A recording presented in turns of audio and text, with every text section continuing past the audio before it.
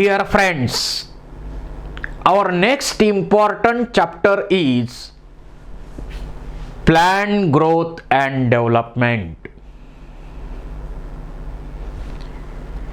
यामध्ये सुरुवातीला आपण स्टडी करणार आहोत सीड डॉर्मन्सी अँड सीड जर्मिनेशन. आता सीड म्हटलं तर सीड मध्ये काय काय असतं? या सीड मध्ये डायकॉट मोनोकॉट एम्ब्रिओ असणार. यामध्ये टेस्टाटेगमन सारखे सीड कोट असणार आणि त्याच्याबरोबर यामध्ये स्टोअर केलेलं फूड असणार. असे तीन महत्वाचे कंपोनंट या सीड मध्ये असतात. सीड कोटचा उपयोग प्रोटेक्शन साठी केला जाईल. जे फूड आहे ते एम्ब्रिओला लागणारं फूड त्यामध्ये आहे. तेच फूड सीड जर्मिनेशन साठी सुद्धा वापरलं जाईल. रिझर्व फूड आहे ते. Embryo is a miniature of future generation. It is a miniature of future generation. आणि हे सीड तयार झाल्यानंतर लगेच जर्मिनेट होत नाही.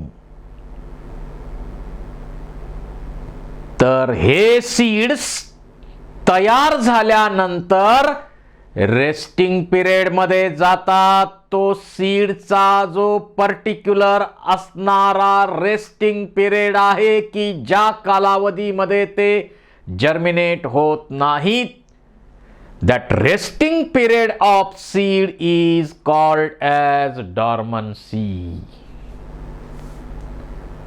What is the necessity of dormancy? कशासाठी डॉर्मन्सी पिरियड पाहिजे? To tide to survive in unfavourable condition. To tide over unfavourable condition. जोपर्यंत प्रतिकूल वातावरण असेल तोपर्यंत त्या प्लांटचं अस्तित्व टिकवून ठेवणं गरजेचं आहे. आणि फेवरेबल कंडिशन अवेलेबल झाली की सीड डॉर्मन्सी ब्रेक होणार, सीड जर्मिनेशन होणार. एखादा मोठा पर्वत आहे, डोंगर आहे, आपण हिवाळ्यानंतर पाहिलं तर सगळीकडे त्यावरती ओसाड दिसतं.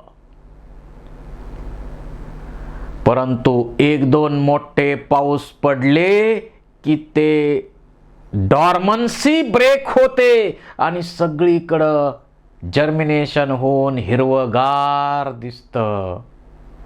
म्हणजे सगळे डॉर्मंट असणारे रिप्रोडक्टिव्ह स्ट्रक्चर्स त्यांना फेवरेबल कंडिशन मिळाली की ते जर्मिनेट होतात. सो सीड को सुला देने का टाइम, इसको डॉर्मन्सी बोलते हैं.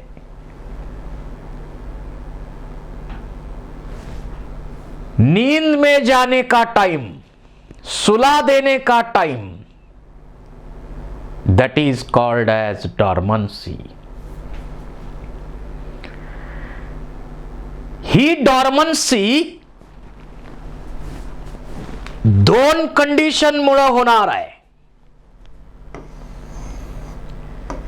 एक म्हणजे एक्सटर्नल कंडिशन मुळे होणारी डॉर्मन्सी असेल तर त्यामुळं if external factors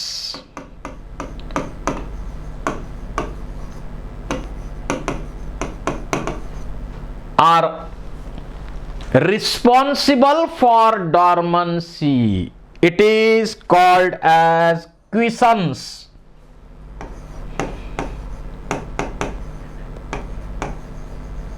It is called as quiescence. So seeds are dormant. They remain dormant due to external factors as well as internal factors. As well as internal factors are responsible for dormancy.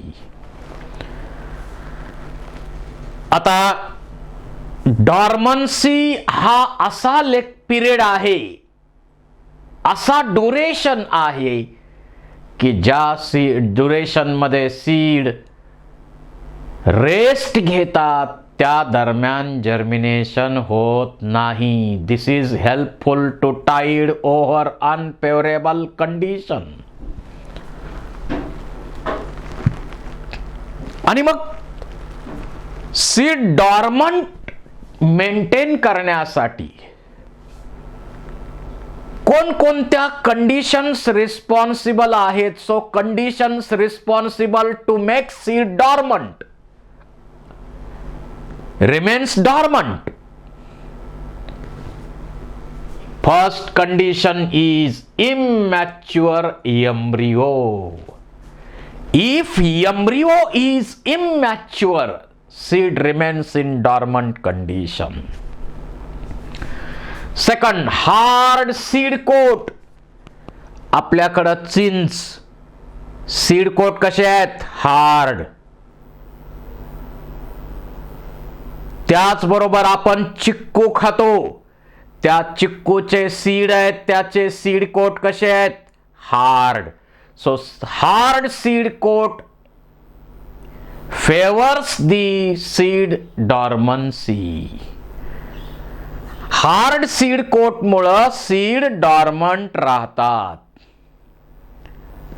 Along with that, some chemicals are present in seed like phenols, coumarins, abscisic acid, ascorbic acids. असे अनेक टाईपचे chemicals त्यामध्ये असतात, त्यामुळे seed dormant राहतात. These chemicals are responsible for seed dormancy. परंतु natural condition मध्ये प्रत्येकाचा डॉर्मन्सी पिरियड ठरला त्याप्रमाणे सीड डॉर्मंट राहणार आणि नंतर फेवरेबल कंडिशन अवेलेबल झाली की सीड जर्मिनेट होणार. आता आपल्या घराचं एक्झाम्पल घेऊ. आपल्या घरामध्ये डब्यामध्ये ज्वारीचे सीड ठेवलेत, गव्हाचे सीड ठेवलेत, राईस ग्रेन ठेवलेले आहेत, मटकी ठेवलेली आहे, मूग ठेवलेले आहेत, मसूर, अख्खा मसूर ठेवलेला आहे. हे सर्व सीड आपल्या डब्यात निवांत आता राहत आहेत, म्हणजे ते डॉर्मंट कंडिशन मध्ये आहेत. मिनिमम ऍक्टिव्हिटी वरती ते जिवंत आहेत. परंतु तीच मटकी काढली, टेम्परेचर आणि वॉटर सारख्या कंडिशन प्रोव्हाइड केल्या त्या मटकीला, तर मटकीला मोड येतात, म्हणजे डॉर्मन्सी ब्रेक होऊन जर्मिनेशन अलाव केलं जातं. So lowering of temperature and availability of water are two important conditions for breaking the dormancy naturally and allow the seed germination. परंतु आपल्याला डॉर्मंट असणाऱ्या सीडला आपल्याला हवं त्यावेळी जर्मिनेट करायचंय. डॉर्मन्सी पिरियड आर्टिफिशियली ब्रेक करता येतो का? करता येतो. एक तर स्कारिफिकेशन मेथड वापरता येईल. तो हार्ड सीड कोट मेकॅनिकली किंवा केमिकलचा वापर करून हार्ड सीड कोट रिमूव्ह केला तर डॉर्मन्सी ब्रेक होईल आणि सीड जर्मिनेशन अलाव केलं जाईल. That is called as scarification. त्याबरोबरच आणखी महत्वाची मेथड आहे स्ट्रॅटिफिकेशन. In stratification, seed is subjected to moist condition. ते सीड ओलसर करा, मॉइस्ट करा, ऑक्सिजन प्रोव्हाइड करा आणि लो हाय टेम्परेचर जसं पाहिजे तसं ते प्रोव्हाइड करा. अशा अनेक कंडिशन्स त्याला प्रोव्हाइड करणं, यामुळं डॉर्मन्सी ब्रेक होईल, जर्मिनेशन स्टिम्युलेट केलं जाईल. या मेथडला आपण म्हणतो स्ट्रॅटिफिकेशन. It is called as स्ट्रॅटिफिकेशन. तर डॉर्मन्सी पिरियड पाहिजे का? पाहिजे. जोपर्यंत प्रतिकूल वातावरण आहे, जसं एक मोठा डोंगर आहे, त्याच्यावर अनेक सीड, ट्यूबर, जे काही व्हेजिटेटिव्ह किंवा सेक्शुअल रिप्रोडक्शनच्या प्रोसेसनं बनलेले सीड, हे प्रोपॅगेटेड पार्ट तिथं पडून आहेत. हिवाळ्यानंतर उन्हाळ्यापर्यंत अजिबात काही बदल होत नाही, ते तसेच पडून असतात, म्हणजे डॉर्मंट असतात ते. पण पावसाळा सुरू होताच, पाऊस पडताच, टेम्परेचर कमी होताच डॉर्मन्सी ब्रेक होते आणि जर्मिनेशन स्टिम्युलेट केलं जातं आणि सगळीकडं तो डोंगर हिरवागार दिसतो. मग प्रतिकूल वातावरणामध्ये सर्वाइव्ह होण्यासाठी डॉर्मन्सीची गरज आहे की नाही? आहे. So it helps to tide over unfavourable conditions. Dormancy पाहिजे. त्यानंतर सीड जर्मिनेशन. सीड आपल्याला जर्मिनेट करायला ठेवायचे. जसं आपण हरभरे असतील किंवा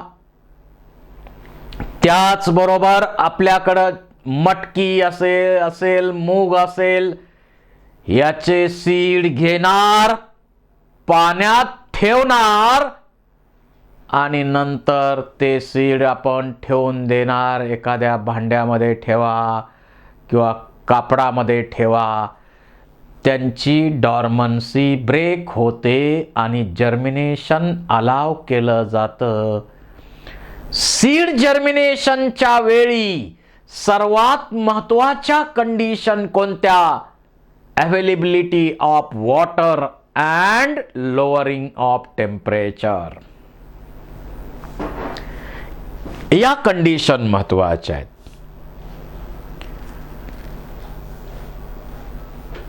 आणि ज्या त्या सीडची व्हायबिलिटी वेगळी आहे. जसं काही सीड तयार झाले की लगेच जर्मिनेट होऊ शकतात. काही सीड काही दिवसांचा, काही महिन्यांचा वेळ घेतात. परंतु काही सीडमध्ये लॉंगिव्हिटी पहा, varies from species to species. Indian lotus Nelumbium nucifera याची लॉंगिव्हिटी 1000 वर्षापर्यंत सीड वायेबल राहू शकतात. त्यानंतर date palm, Phoenix, dactylifera, near Dead Sea, याचे सीड 2000 वर्षापासून तसेच आहेत, वायेबल आहेत. ते 2000 वर्षापासून वायेबल आहेत. While the seeds of Lupinus arctic tundra या ठिकाणी जे सीड आहेत लुपिनस नावाच्या प्लॅंटचे, 10,000 वर्षापासून ते सीड तसेच आहेत, व्हायेबल आहेत. अजून त्याच्यामध्ये जर्मिनेशनची कॅपॅसिटी आहे. आता सीड जर्मिनेशनच्या वेळी काय काय चेंजेस होतात ते आपण विचारात घेऊ. Seeds are imbibed water. Water imbibe करणं, त्या सीडमध्ये जे छोटंसं ओपनिंग आहे त्याला आपण मायक्रोपाईल म्हणतो. त्या मायक्रोपाईलमधून वॉटर आत घेणार घेणार घेणार घेणार घेणार घेणार. This is called as imbibition of water and seed get swells becomes turgid. हरभरे पाण्यात टाकले ते स्वेलिंग होतं त्याचं, कारण वॉटर इम्बाईब केलं जातं. त्याच्यानंतर ॲडिक्वेट वॉटर टेम्परेचर एरिएशन यामुळं इम्बाईब केल्यानंतर काय होतं? Hydration of sub cellular organelles. Hydration होतं. त्यानंतर जे काही सेल ऑर्गॅनेल होते त्यातल्या सेल मधले, त्या सेल ऑर्गॅनेलचा पूर्वीसारखा शेप तयार होतो, पूर्वीच्या आकाराचे बनतात. आणि प्रोटोप्लाझमचं हायड्रेशन झाल्यामुळं एन्झाइम्स ऍक्टिव्हेट होतात. काही एन्झाइम्स नवीन तयार होतात आणि ते एन्झाईम काय करतात? जे रिझर्व फूड मटेरियल स्टोअर केलंय, मग ते एंडोस्पर्म मध्ये असो किंवा अन्य फॉर्म मध्ये असो, that reserve food is broken down into simple compounds. म्हणजे स्टार्चच्या फॉर्म मध्ये फूड स्टोअर केलं असेल तर त्याचं ब्रेकडाऊन होऊन सिंपल शुगर बनणार. प्रोटीनच्या फॉर्म मध्ये असेल तर अमिनो ऍसिड बनणार. फॅटच्या फॉर्म मध्ये असेल तर सिंपल फॉर्म म्हणजे फॅटी ऍसिड बनणार. आणि मग हे सिंपल कंपाऊंड एरोबिक रिस्पिरेशनची प्रोसेस होते किंवा रिस्पिरेशनची प्रोसेस होते. आणि त्या रिस्पिरेशनच्या प्रोसेसमध्ये हे सिंपल ऑर्गॅनिक कंपाऊंड्स ब्रेक होतात आणि एनर्जी रिलीज होते. आणि ती मेटाबॉलिक एनर्जी या एम्ब्रियोच्या ग्रोथसाठी वापरली जाते. आणि एम्ब्रियो ग्रो होतो आणि जे सीड आहे त्यामध्ये एम्ब्रियो ग्रो होणार आणि आपल्याला दिसतं काय? मोड आलाय, असं पांढरा मोड आलेला आपल्याला दिसतो.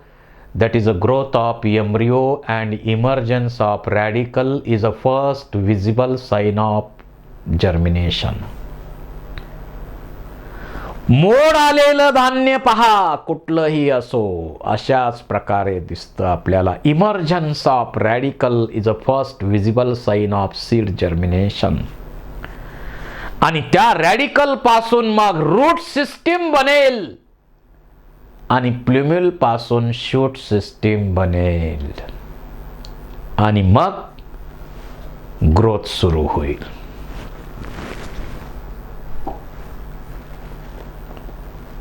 ग्रोथ सुरू होईल. सीड जर्मिनेशन जे आहे ते 3 टाइपचं आहे. There are 3 types of seed germination. एक आहे इपिजियल टाइप ऑफ जर्मिनेशन. इपी म्हणजे अबोव, जियल म्हणजे सॉइल. म्हणजे ज्या सीड मध्ये सीड जर्मिनेशनच्या वेळी हायपोकॉटिल इलॉंगेट होतो आणि त्यामुळं कॉटिलिडॉन जर्मिनेशनच्या दरम्यान जमिनीच्या वरती येतात.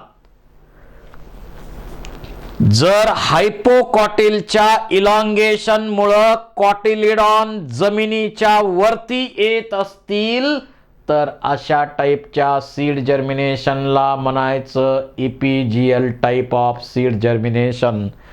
कॉमन एक्झाम्पल, चिंच आपल्याला दिसतं वरती आलेले कॉटिलिडॉन्स.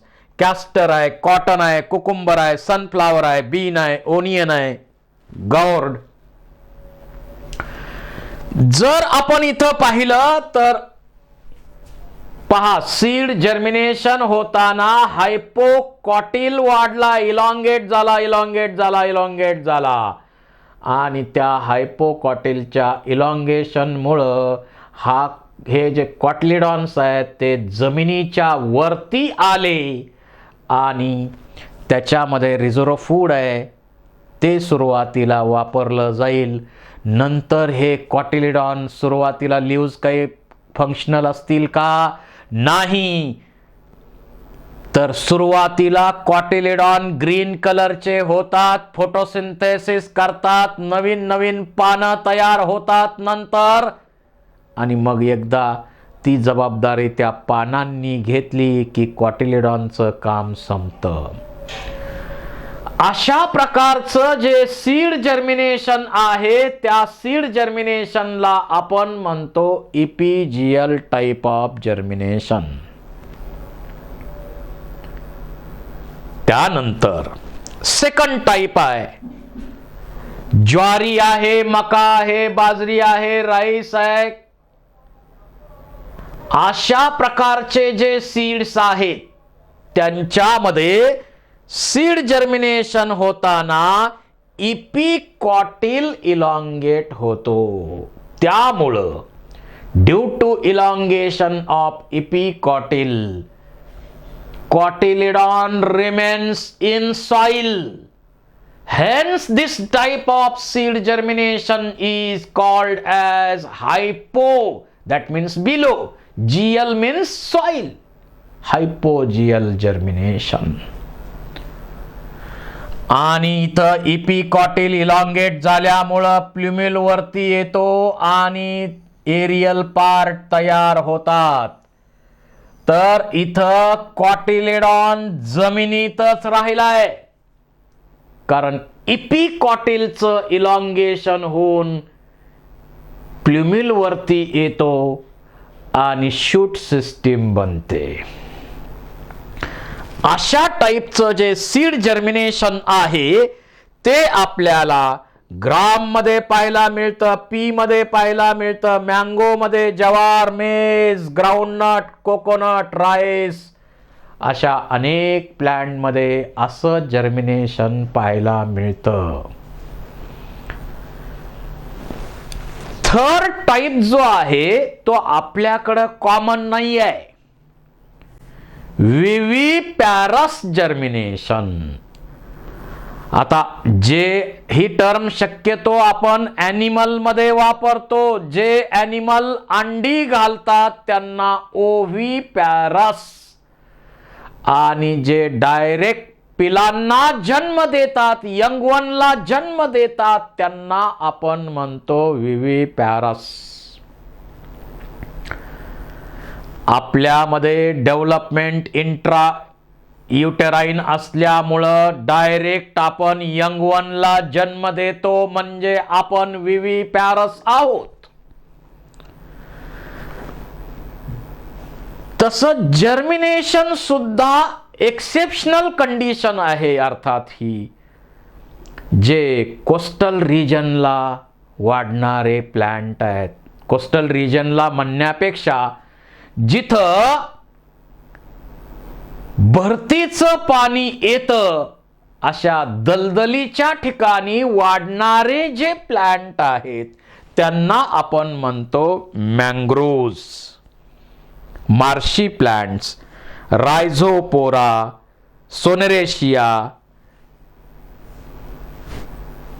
अशा प्रकारचे जे मँग्रोव्ज आहेत त्यांना प्रॉब्लेम काय बघा, त्यांची अडचण काय. समजा हे मँग्रोव्ह प्लांट आहे,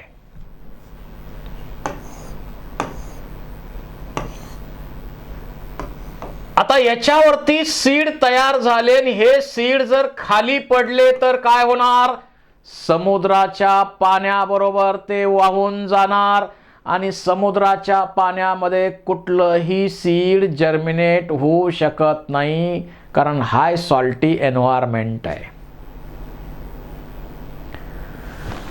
म्हणून यांच्यामध्ये काय केलं जातं, हे जे प्लांट आहेत या प्लॅन्टवर असताना जे फ्रूट तयार होतात, या प्लॅन्टवर असताना फ्रूट तयार होतात. फ्रूट तिथंच तयार होणार त्याचा विषय नाही आहे.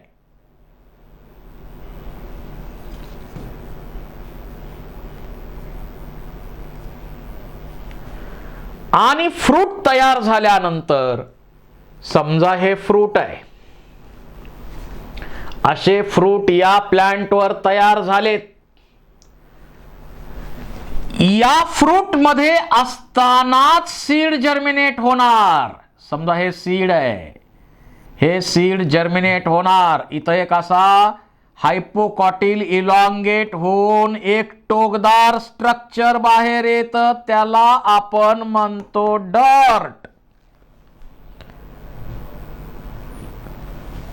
आणि हे सीड फ्रूट मध्ये असतानाच जर्मिनेशन, प्लॅन्टवर हे फ्रूट आहे आणि त्यामध्ये सीड आहेत, त्या फ्रूट मध्ये असतानाच त्यांचे सीड जर्मिनेट होतात. प्लॅन्ट बॉडीवर असतानाच सीड जर्मिनेट होतात. म्हणून या जर्मिनेशनला म्हटलेलं आहे विविपॅरस जर्मिनेशन. आणि मग असं फ्रूट आहे, त्याच्यामधून सीड जर्मिनेट झालंय, डर्ट हा पार्ट बनलाय. आणि असं टोकदार जे आहे सीडलिंग, ते सीडलिंग त्याला डर्ट नावाचं टोक आहे, इथं टोकदार पार्ट आहे. हे त्या चिखलात पडल्यावर अटॅच होणार, इथं रूट्स तयार होणार आणि वरती शूट सिस्टीम तयार होणार. अशा दलदलीच्या समुद्राच्या पाण्याची जी दलदल आहे, त्या दलदलीच्या भागात सुद्धा स्पेशल टाईपचं जर्मिनेशन होतं. याला म्हणायचं विविपॅरस जर्मिनेशन.